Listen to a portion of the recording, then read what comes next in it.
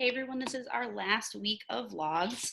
So this week we're going to talk about how to solve exponentials, how to solve logs. So I just want to say before we get started with our content, thank you guys so much for staying on top of everything.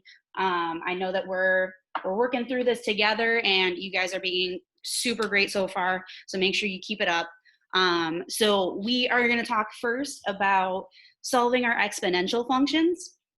So for our example right here, okay, these are both exponential functions, okay, because we have a base to an exponent here.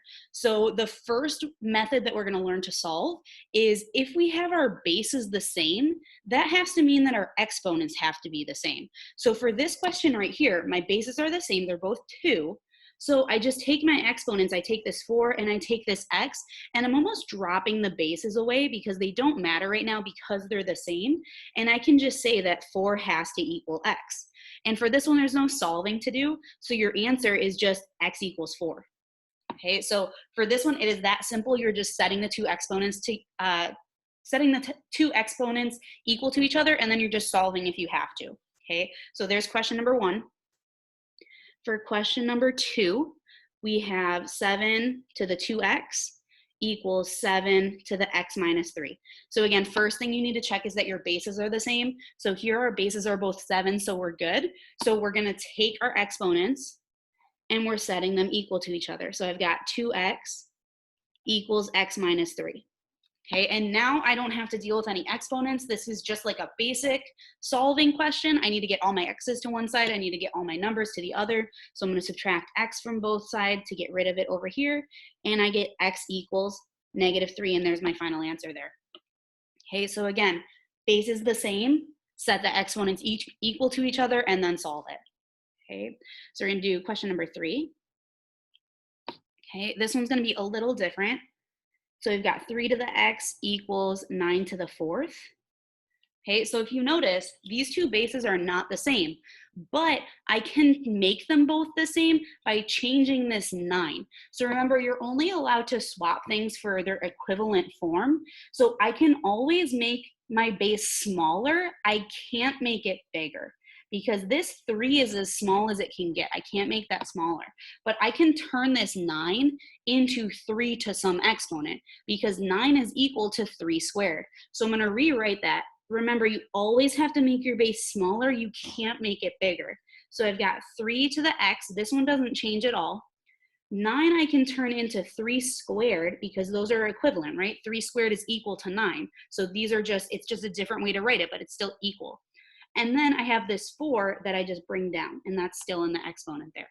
So now my bases are the same, and I can set my exponents equal to each other. Okay, so since the 3's are the same now, I can just do what I did over here.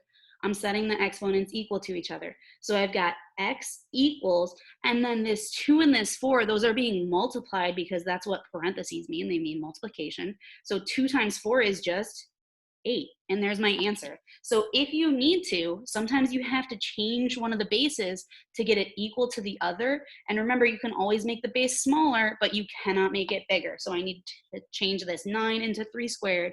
I can't change the 3. So last question that we're going to do. This one is the hardest one that you could see for this type of question, because both of the bases need to be changed here. Okay, because I can always make it smaller. I can't make it bigger. So I can change 64, and I need to check if I can turn it into 16. But in my calculator, if I do 16 squared, that is not equal to 64. That's equal to 256. So I need to make them both smaller here. Okay, so 16 I know is 4 squared. And then 64 is actually 4 cubed. So I can change both of these bases into 4. So 16 is equal to 4 squared. And then I keep the x minus 4 on the outside there. And then 64 I can turn into 4 cubed. And I keep the x plus 2 on the outside there. Okay, so now my bases are the same. I made them both smaller. I made them both into 4 because I want them to be the same. So sometimes you have to play around with your numbers here a little bit.